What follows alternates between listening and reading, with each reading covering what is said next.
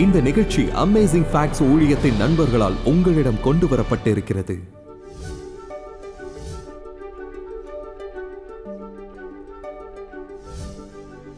நான் தெளிவுபடுத்த விரும்புகிறேன். நீங்கள் ஒரே நாளில் கிறிஸ்தவர் ஆகலாம்.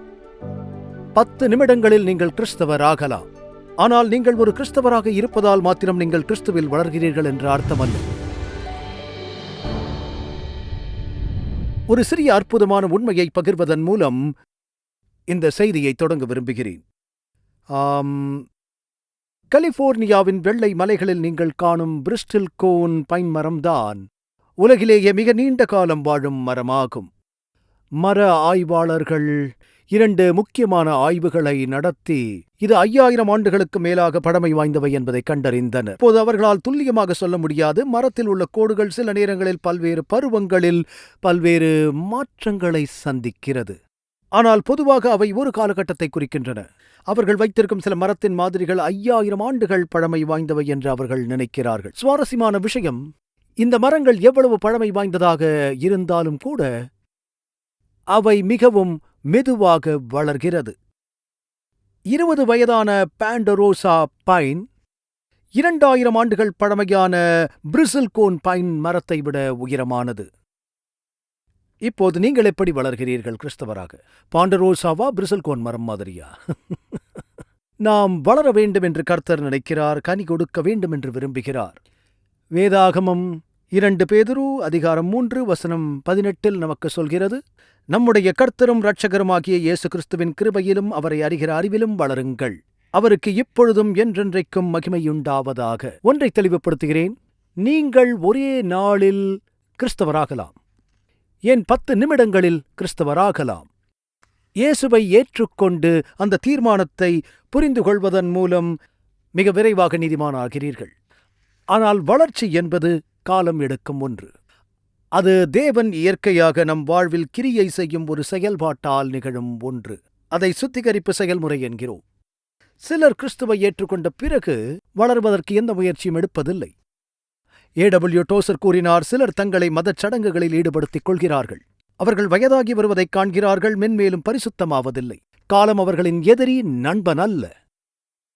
நீண்ட காலமாக நீங்கள் ஒரு கிறிஸ்தவராக இருப்பதால் நீங்கள் கிறிஸ்துவில் வளர்கிறீர்கள் என்ற அர்த்தமல்ல. இது மிகவும் முக்கியமானது. இப்போது நாம் பேசிய முதல் 3 திறவுகோல்களை விரைவாக மதிப்பாய்வு செய்கிறேன். ஒரு குழந்தை வளர இது மிகவும் முக்கியமானது. நல்ல உணவை சாப்பிட்டால் வளர்கிறோம். உணவு என்றால் என்ன? அது தேவனின் வார்த்தை. மனிதன் அப்பத்தினால் மாத்திரமல்ல, தேவனுடைய வாயிலிருந்து புறப்படும் ஒவ்வொரு வார்த்தையிலிருந்தும் பிழைப்பான். இயேசு சொன்னார், அன்றன்றுள்ள ஆகாரத்தை எங்களுக்கு இன்று தாரும். நீங்கள் அன்றாடம் அவருடைய வார்த்தையை வாசிக்கின்றீர்களா? நீங்கள் வளரும்படி புதிதாய் பிறந்த குழந்தைகளைப் போல திருவசனமாகிய களங்கமில்லாத ஞானப்பாலின் மேல் வாஞ்சையாயிருங்கள். யாரும் தவறாக புரிந்து கொள்ள முடியாது. நீங்கள் வளர விரும்பினால் நீங்கள் தேவ வார்த்தையை உண்ண வேண்டும். அது பால் என்று மட்டுமல்ல, இறைச்சி, தேன் என்றும் அழைக்கப்படுகிறது. கர்த்தருடைய வார்த்தை தேனையும் தேன் கூட்டையும் போன்றது. நீங்கள் பைபிளை வாசிக்கிறீர்களா? நீங்கள் தினமும் தியானிக்கிறீர்களா?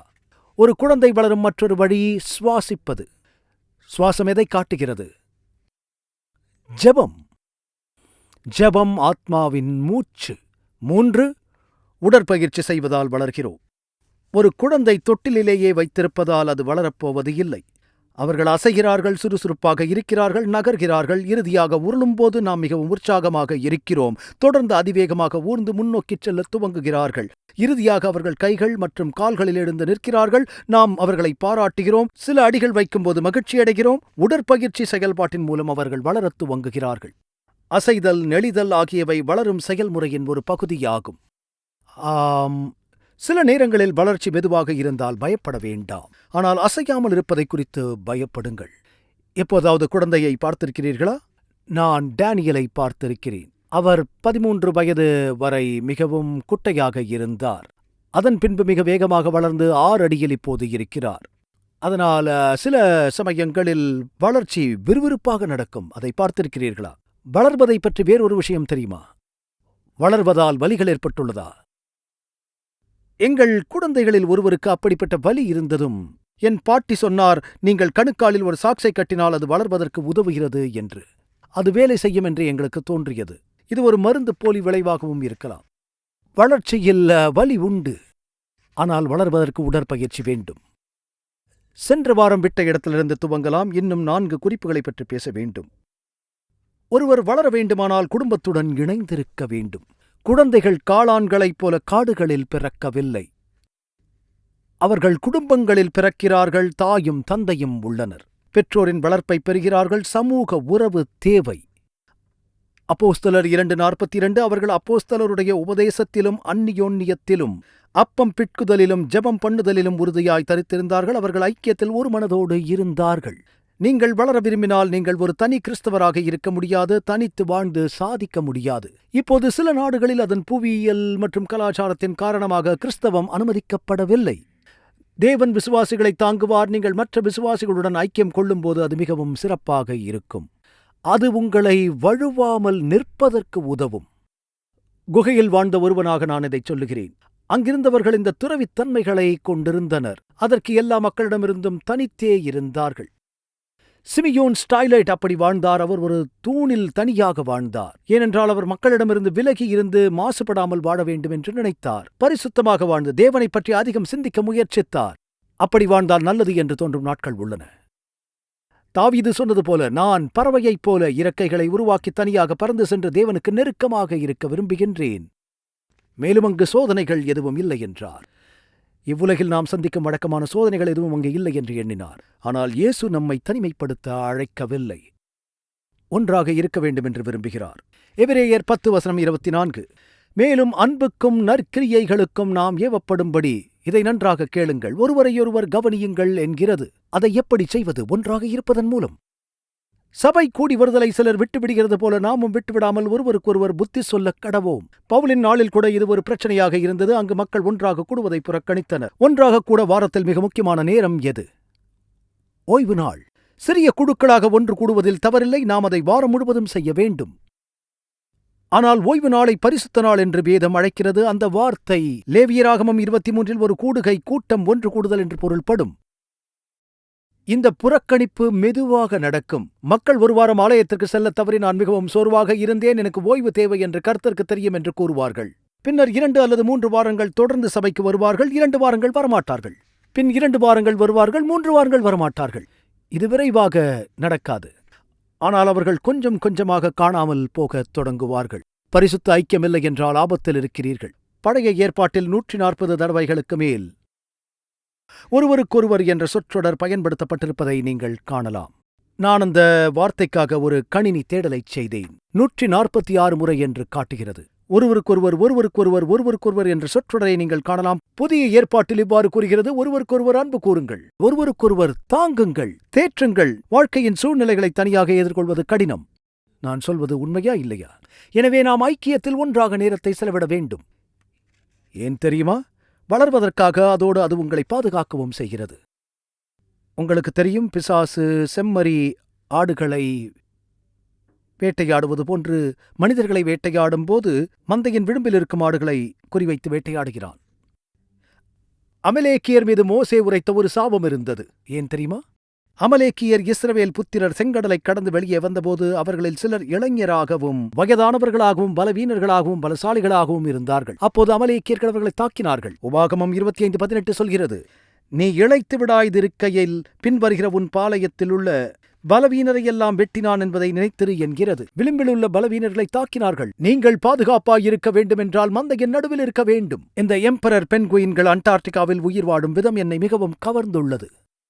அது மிகவும் கொப்பளிக்கும் குளிர். இது ஒரு சொல் முரண் இல்லையா? அங்கு வானிலை மிருகத்தனமானது.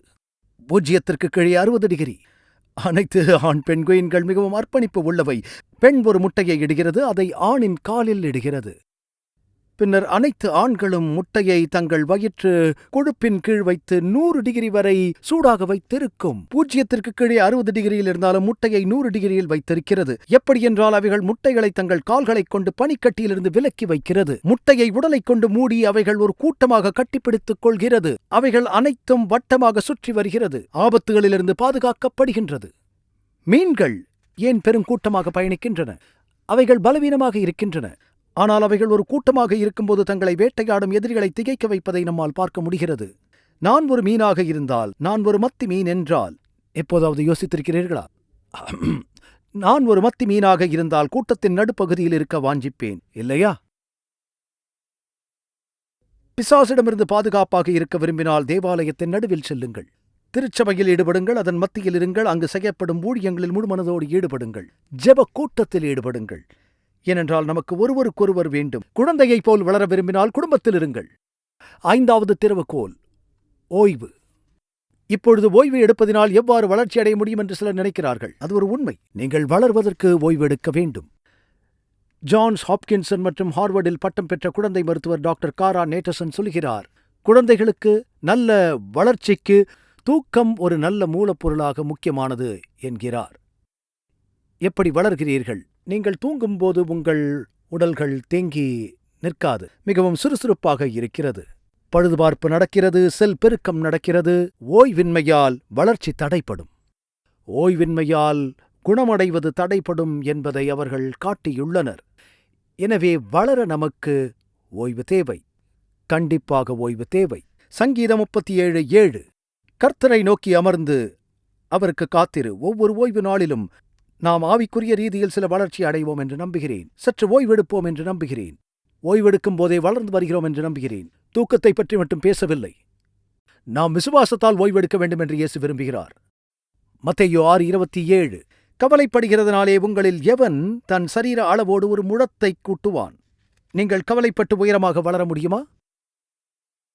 எனவே ஒரு கிறிஸ்தவராக வளர நீங்கள் செய்ய வேண்டிய காரியங்களில் ஒன்று, வளருவீர்கள் என்று கர்த்தரை விசுவாசிப்பது மட்டும்தான். உங்கள் விசுவாசத்தின்படியே உங்களுக்கு ஆகக் கடவது என்று வேதம் கூறுகிறது. வளர்ச்சி பற்றிய செய்தியை பேசிய பிறகு சிலர் வாழ்வில் அதிகமாக வளராததால் குற்ற உணர்வுடன் சென்றிருக்கலாம். நீங்கள் இங்கு சொல்லப்படும் விஷயங்களைச் செய்தால் நீங்கள் வளரப் போகிறீர்கள் என்று நம்புங்கள்.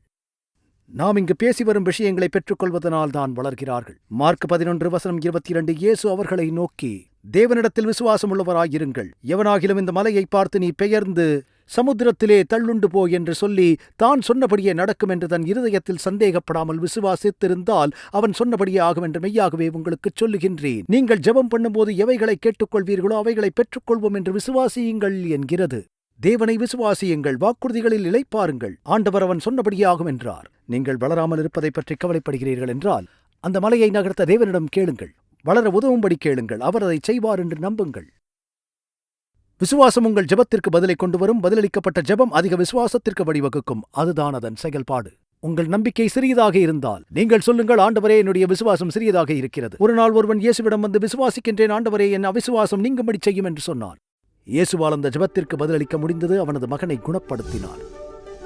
உங்கள் வாழ்க்கையையே மாற்றக்கூடிய இந்த இலவச வளத்தை பெற்றுக்கொள்ள மறக்காதீர்கள். டிஜிட்டல் நகலை உங்கள் கணினி அல்லது மொபைலில் நேராக பதிவிறக்கம் செய்யலாம்.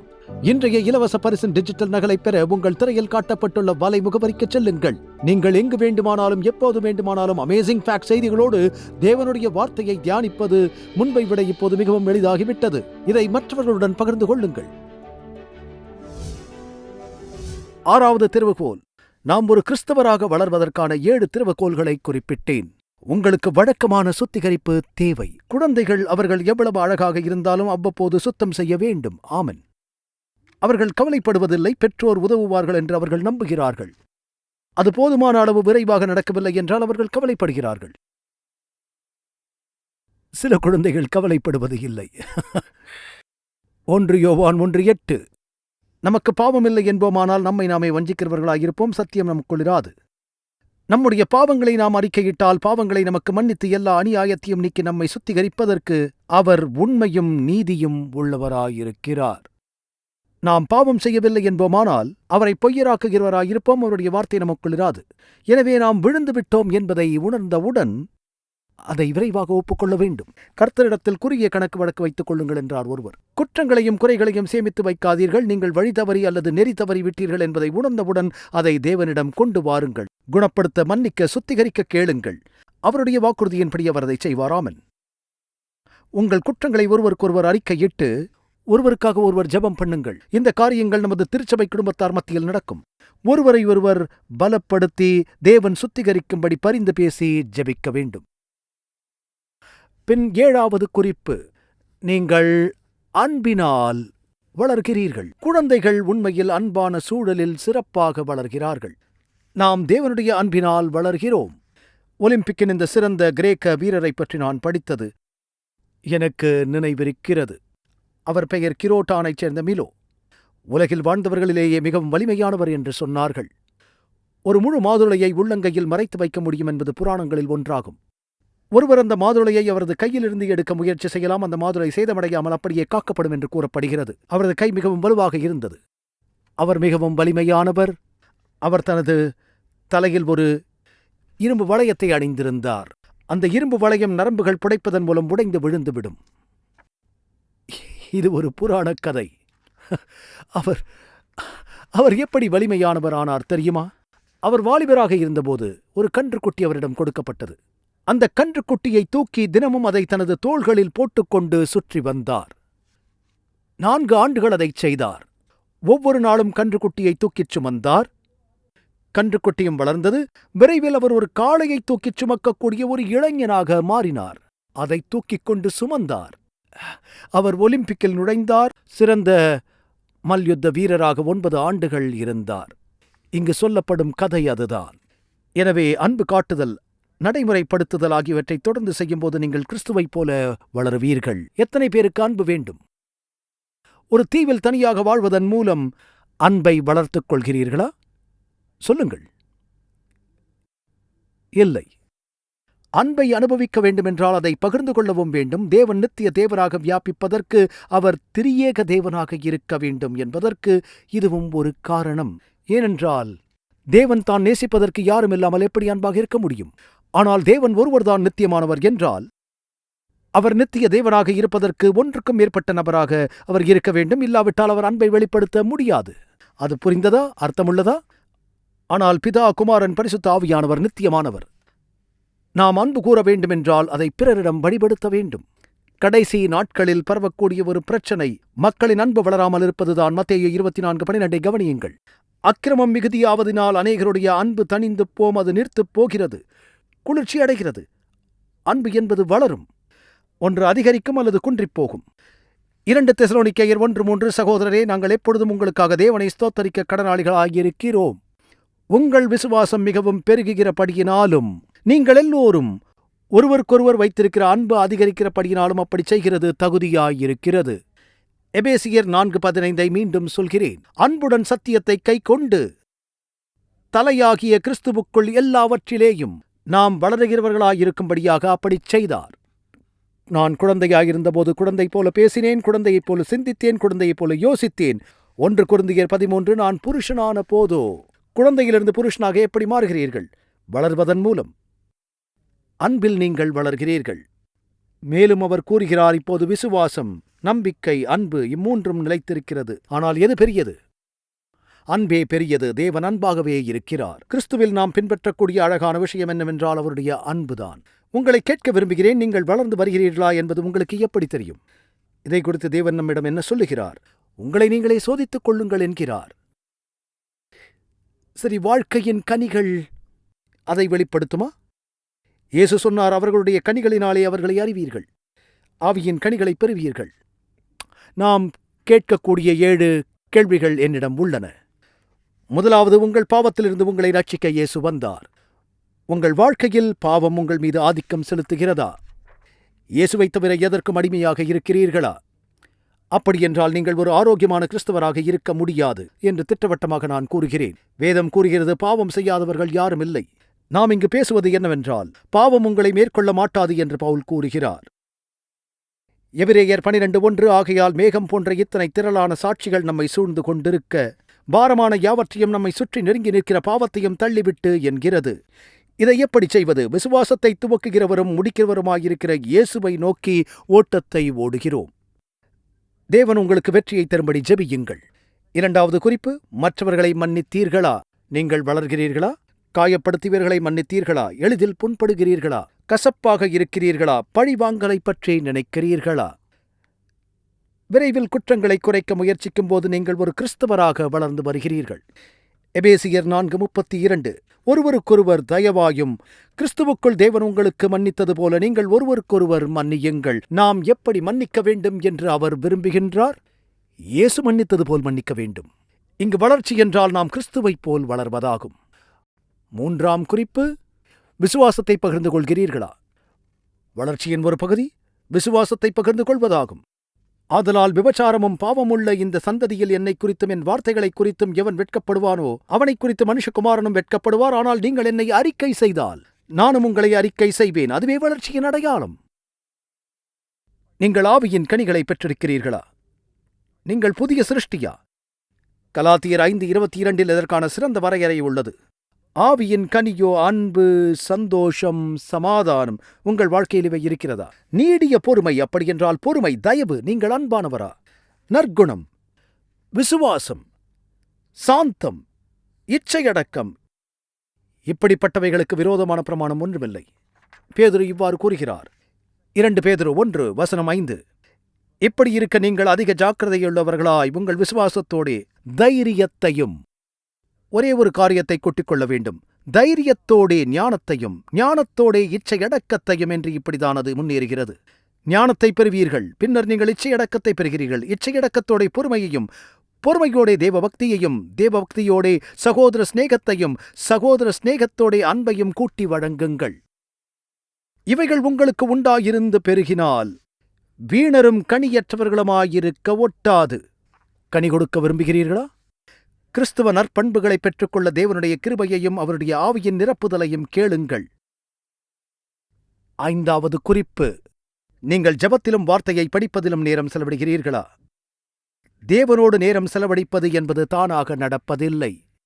அந்த நேரத்தை உருவாக்க வேண்டும். அதை உருவாக்க நீங்கள் முடிவு செய்ய வேண்டும். அது தானே நடக்கும் என்று காத்திருந்தால் எதுவும் நடக்காது. தேவனோடு செலவிட நேரத்தை ஒதுக்குங்கள்.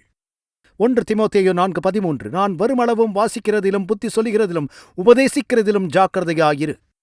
1 தெசலோனிக்கேயர். முன்பு படித்தது போல் இடைவிடாமல் ஜெபம் செய்யுங்கள். தானியேல் ஒரு நாளைக்கு 3 முறை அவருடைய வழக்கப்படி அவர் மண்டியிட்டு ஜெபித்தார். தேவன் வார்த்தையை தியானித்தார். 6ஆம் குறிப்பு. நீங்கள் தேவனிடமும் மனிதரிடமும் தாராளமாக இருக்கிறீர்களா? ஒரு நபர் தனது நம்பிக்கை அவரது பெருந்தன்மையால் வளர்ந்து வருகிறாரா என்பதை நீங்கள் சில நேரங்களில் கணிக்க முடியும். நீதிமொழிகள் 3:9. உன் பொருளாலும் உன் எல்லா விளைவின் முதற் பலனாலும் கர்த்தரை கனம் பண்ணு. தசமபாகம் மற்றும் காணிக்கையில் நாம் உண்மையுள்ளவர்களா? மற்றவரின் தேவைகளைப் பற்றி நீங்கள் கவலைப்படுகிறீர்களா? நீதிமொழிகள் 28:27. தரித்திரருக்கு கொடுப்பவன் தாட்சி அடையான். தன் கண்களை ஏழைகளுக்கு விலக்குகிறவனுக்கோ அநேக சாபங்கள் வரும். எனவே நாம் நமது தாராள மனப்பான்மையில் வளர விரும்புகிறோம். நாம் மகிழ்ச்சியுடன் கொடுப்பவர்களா? 7ஆம் குறிப்பு. நீங்கள் ஆவிக்குரிய வளர்ச்சியை அனுபவிக்கிறீர்களா? கடந்த காலத்தை பார்க்கும்போது முன்னேற்றத்தை கண்டறிய முடிகிறதா? எங்கு சோதிக்கப்பட்டீர்கள் என்பதையும் அதில் தேவனின் கிருபையால் நீங்கள் வெற்றி பெற்றீர்கள் என்பதையும் பார்க்கிறீர்களா? சில சமயங்களில் கிறிஸ்தவ வாழ்க்கையில் நீங்கள் 2 படிகள் முன்னோக்கி செல்வதைப் போலவும் நீங்கள் ஒருபடி பின்வாங்குவது போலவும் உணர்வீர்கள். நீங்கள் மீண்டும் 2 படிகள் முன்னோக்கி எடுத்தால் நீங்கள் முன்னேறுவதை பார்ப்பீர்கள். எனவே நீங்கள் வளர்ந்து வருவதை பார்க்க முடிகிறதா? நீங்கள் சறுக்களை சந்தித்த, உங்களை எளிதில் குழப்பமடைய செய்த விஷயங்களில் பொறுமையாக இருக்கிறீர்களா? அன்பில் பெருகுகிறீர்களா? இரக்கமுள்ளவராகவும் தாராள குணத்தோடும் இருக்கிறீர்களா? 1 யோவான் 1:7. அவர் ஒளியில் இருக்கிறது போல நாமும் ஒளியிலே நடந்தால் ஒருவரோடொருவர் ஐக்கியப்பட்டிருப்போம். அவருடைய குமாரனாகிய இயேசு கிறிஸ்துவின் இரத்தம் சகல பாவங்களையும் நீக்கி நம்மை சுத்திகரிக்கும். நாம் அவருடைய இரத்தத்தை மறந்து விடுவதை இயேசு விரும்பவில்லை. அவர் தியாகத்தின் விலை என்ன, நம் பாவங்களுக்காக அவர் கொடுத்த கிரயத்தை நாம் நினைவில் கொள்ள வேண்டும் என்று அவர் விரும்புகிறார். நீங்கள் பாவத்தை மிகவும் இலகுவாக எடுத்துக்கொண்டால் அதன் விலையை நினைவில் கொள்ளுங்கள். அது தேவகுமாரனின் இரத்தம் என்பதை நினைவில் கொள்ளுங்கள். மேலும் அந்த தியாக மரணத்தை ஏற்றுக்கொள்வதன் மூலம் நம்மை சுத்திகரித்து ஒரு புதிய தொடக்கத்தை கொடுங்கள் ஆண்டவரே என்று கேட்டுக்கொள்வதன் மூலம் அவருடைய தியாக அன்பிற்கு நன்றியை தெரிவிக்கிறோம். எந்த சகோதரன் சகோதரிக்கு எதிராக நமக்கு கசப்பு இருந்தால் அந்த விஷயங்களை விட்டுவிட்டு சமரசம் செய்யுங்கள். அது உங்கள் வாழ்க்கையிலும் திருச்சபையிலும் ஆவியின் அசைவுக்கு வழி செய்கிறது. மேலும் நம் வாழ்வில் நாம் கிறிஸ்தவ வளர்ச்சியை காண்போம். ஆமென்.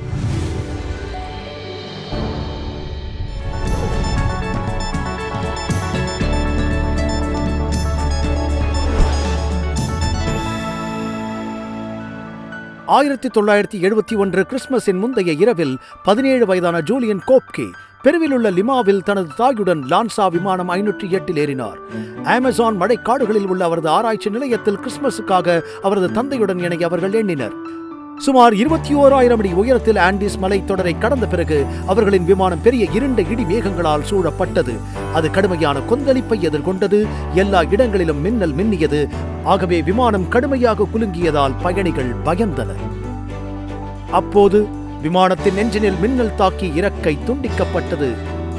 நொறுங்கிப் போன விமானம் பூமியை நோக்கிச் சென்றபோது விமான மையப்பகுதி உடைந்தது. அவளுக்கு தெரிந்த அடுத்த விஷயம், மழை காடுகளுக்கு மேல் சுமார் 10,000 அடிக்கு மேல் இருந்து சுழன்று கொண்டே கீழே விழுந்து கொண்டிருக்கும் இருக்கை வரிசையில் ஜூலியன் தனியாக சீட் பெல்ட் பொருந்திய வண்ணம் கீழே விழுந்து கொண்டிருந்தாள். அவள் மரங்களின் வழியாக விழுந்து கடைசியாக தரையில் விழுந்தாள். மறுநாள் எழுந்தபோது ஜூலியான் 2 மைல் உயரத்திலிருந்து விழுந்து தனது தோள்பட்டை எலும்பு முறிந்து தனது கையில் ஒரு மோசமான காயத்துடன் உயிர் பிழைத்ததை உணர்ந்து ஆச்சரியப்பட்டாள்.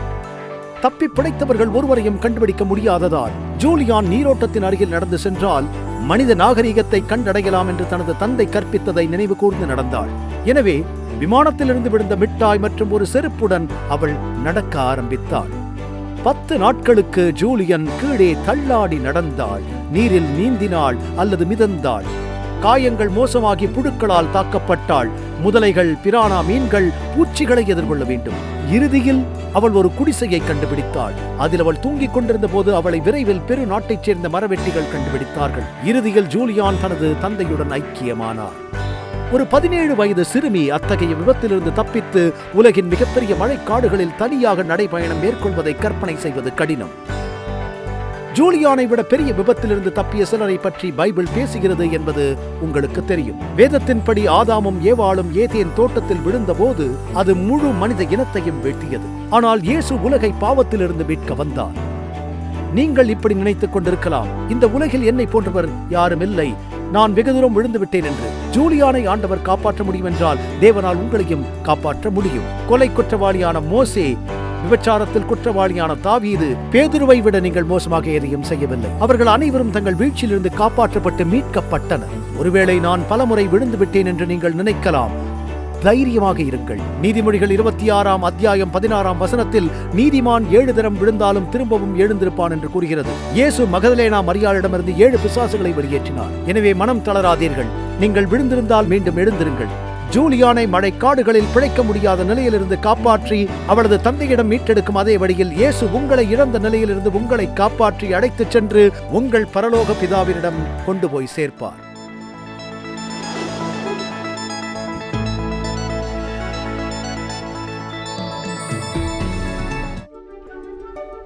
ஐம்பது வருடங்களுக்கும் மேலாக அமேசிங் ஃபேக்ட் ஊழியங்கள் நற்செய்தியை உலகம் முழுவதும் பகிர்ந்து கொண்டிருக்கிறது. இயேசுவின் சித்தத்தின்படி அனைத்து மக்களுக்கும் நித்திய சுவிசேஷத்தை அறிவித்துக் கொண்டிருக்கிறது. உங்கள் ஜெபத்திற்கும் ஆதரவிற்கும் நன்றி.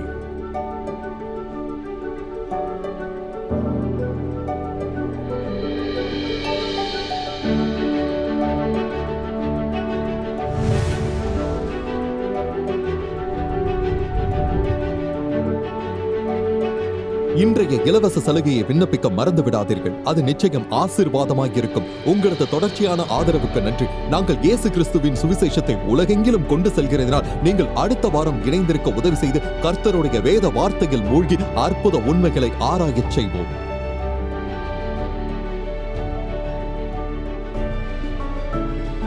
இந்த நிகழ்ச்சி அமேசிங் ஃபேக்ட்ஸ் ஊழியத்தின் நண்பர்களால் உங்களிடம் கொண்டு வரப்பட்டிருக்கிறது.